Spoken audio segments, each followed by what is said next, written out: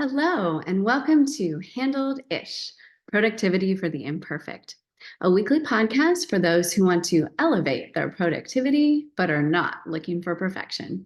I'm your host, Betsy Hayes, and I am so glad you are joining me from Podcast Land or on YouTube. Today, we're going to talk about my word of the quarter, which is the word today. Please notice that I said word of the quarter, not word of the year, as this time I'm doing things a little differently. Indeed, since 2016, I have chosen a word of the year to provide some framework for my intentions.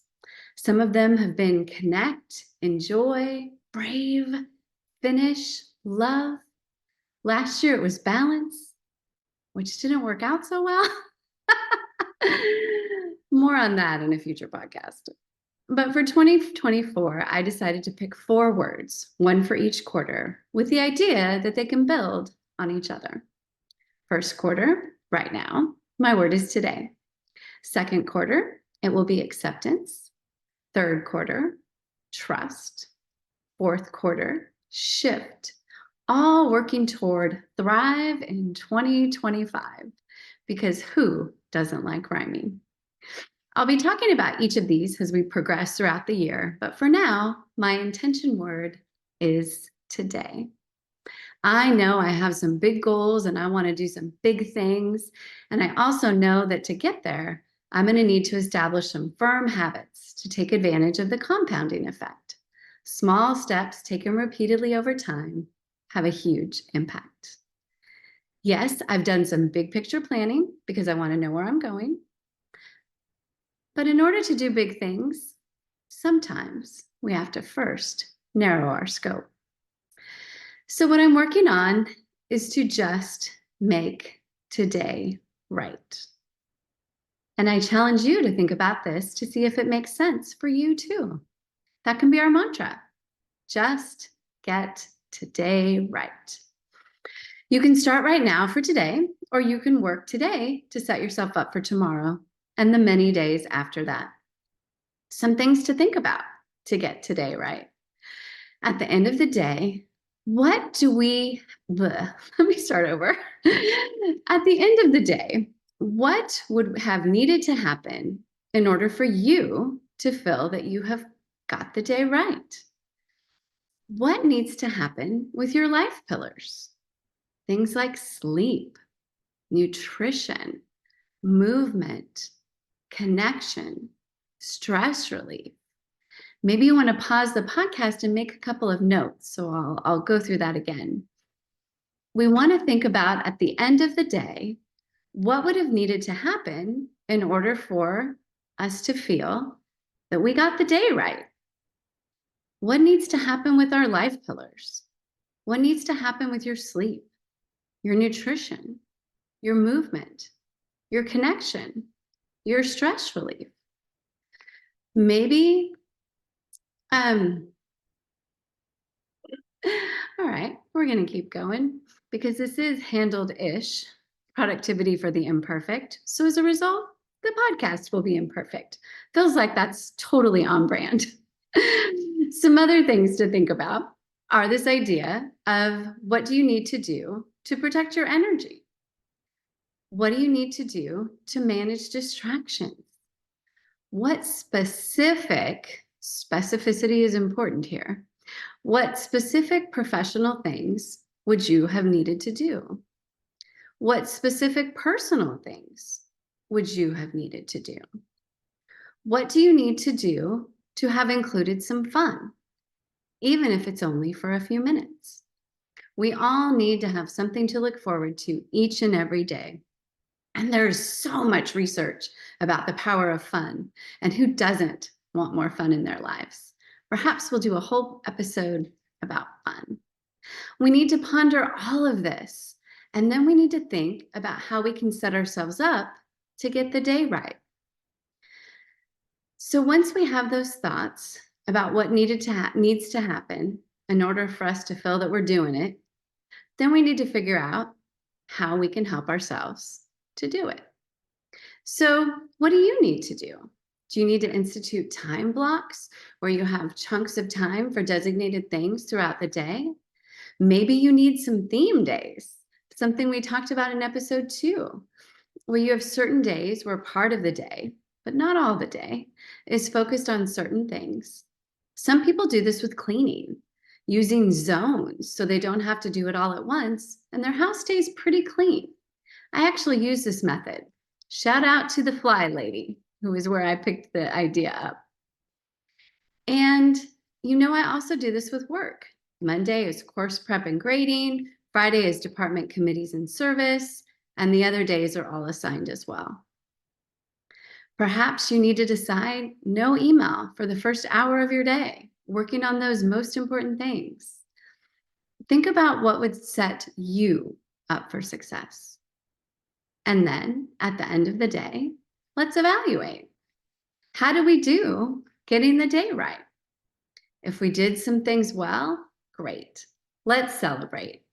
And if we have some adjustments to make, also no problem. We'll ponder that for a bit, and then we will begin again tomorrow.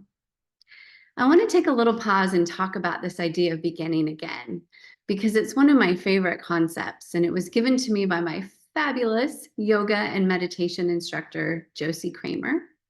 You should look her up. She's fabulous. Josie talks a lot about this idea of beginning again, because as humans, we will often have to do that. I usually talk to her about beginning again when I am continuing to start over and try to be the way I want to be. So I just want to share this idea that beginning again, there's nothing wrong with doing it 48 times a day, 7 days a week, 365 days a year. If there's a place that we want to be and we have to begin again 1,000,000 times to do it, let's begin again. So for me, I have 3 areas that I like to work on, and then I feel like I've gotten the day right. So this quarter, I've been working on building these habits. So next quarter, I can move on to my next word. So in the morning, I have my alarm, goes off. 1 snooze is what I'm trying to accomplish. I am someone who is a converted morning person. I do like to stay in bed. So 1 snooze.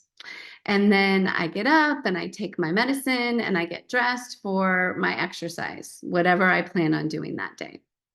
I sit down in the snuggly corner of my couch. I send my good morning text to my family and I do Wordle.